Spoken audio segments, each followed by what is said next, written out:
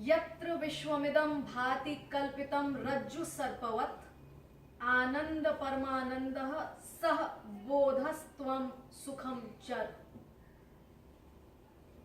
यत्र विश्वमिदं भाति कल्पितम रज्जु सर्पवतम, इसका मतलब क्या है? जहां ये विश्व रस्सी में सर्प के समान दिखता है, आनंद परमानंद स बोधस्त्वम सुखम चर, वही आनंद परमानंद का बोध है और इस बोध से तू सुखी हो जा। ये सूत्र बहुत ही मूल्यवान सूत्र है। असल में सृष्टि और आत्मा का अंतर इसी सूत्र में है।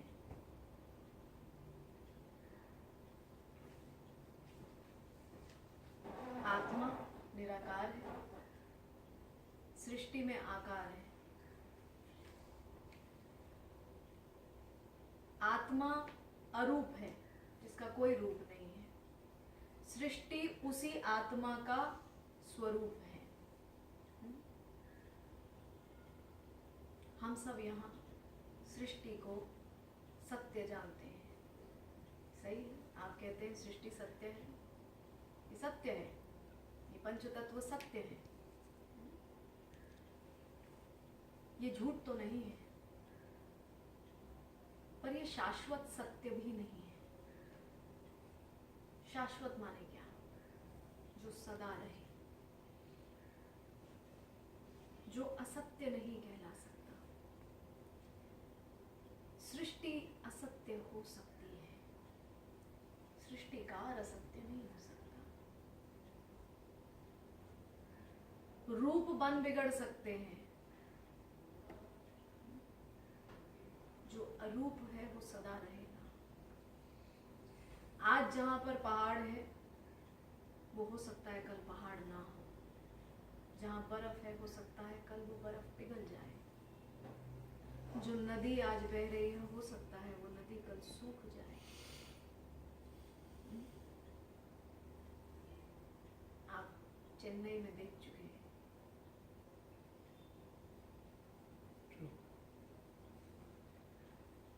नेपाल में देख चुके हैं, और सृष्टि के आगे हम कुछ नहीं है। इसलिए आपको पिछले सूत्रों में क्या कहा? तू दृश्य से अलग होकर दृष्टा बन जा।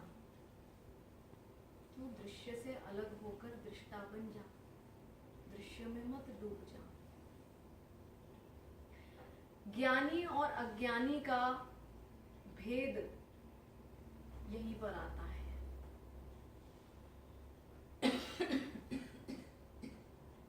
आत्मा और सृष्टि की जब हम बात करते हैं, भिन्नता है दोनों में। हम हर सूत्र में कह रहे हैं भिन्नता है, भिन्न है, स्वयं को भी भिन्न जान। ज्ञानी के लिए जो सत्य है वो अज्ञानी के लिए असत्य हो सकता है, और अज्ञानी का सत्य ज्ञानी के लिए असत्य। क्या बोला? ज्ञानी का सत्य अज्ञानी का असत्य, और अज्ञानी का सत्य ज्ञानी का असत्य हो सकता है। अज्ञानी अंधकार में रस्सी को भी सर्प जान लेगा, और ज्ञानी हो सकता है सर्प को भी रस्सी कह दे। रहीम जी को कहेंगे, कबीर जी को कहेंगे, साईं बाबा को कहेंगे, तो कहेंगे रस्सी भी सर्प नहीं हो सकती, और सर्प भी रस्सी नहीं हो सकता। अब ये तीसरी बात आपसे कर दी, इसका क्या अर्थ हुआ? द्वैत में जाएंगे, जहां हम हैं जाने की जरूरत ही नहीं है, हम सब द्वैत में ही बैठे हैं। क्योंकि द्वैत में क्या है? विपरीत बहुत है, सुख दुख है, अच्छा बुरा है। द्वैत में रस्सी सर्प और सर्प रस्सी कभी भी बन जाएगा। अद्वैत पद में जाएंगे तो फिर क्या होगा? अद्वैत कहेगा कि सब कुछ एक है, रस्सी रस्सी ही है, सर्प सर्प ही है, वो भी एक परिभाषा है। बहुत ध्यान से सोचिए। We say let us go from duality to oneness. Oneness is also a definition. Again you are seeing oneness also in a definitive form. अब आपके लिए वो भी बंधन बन गया। किसी के लिए जो स्थायी है वो दूसरे के लिए चलमान है।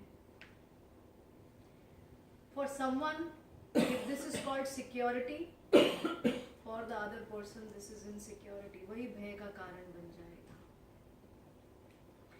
आप स्वप्न देखते हैं तो क्या होता है? आप स्वप्न में ही अपना संसार बना भी लेते हैं, उजाड़ भी लेते हैं, और जब उजड़ जाता है तो क्या होता है? पसीना पसीना हो जाते हैं, उठ जाते हैं, और उठने के बाद आभास होता है ये तो स्वप्न था।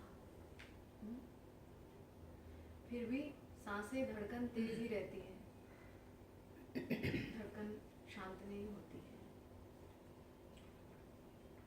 तो अज्ञानी की हालत कुछ ऐसी ही है, वो धड़कन शांत नहीं होती है।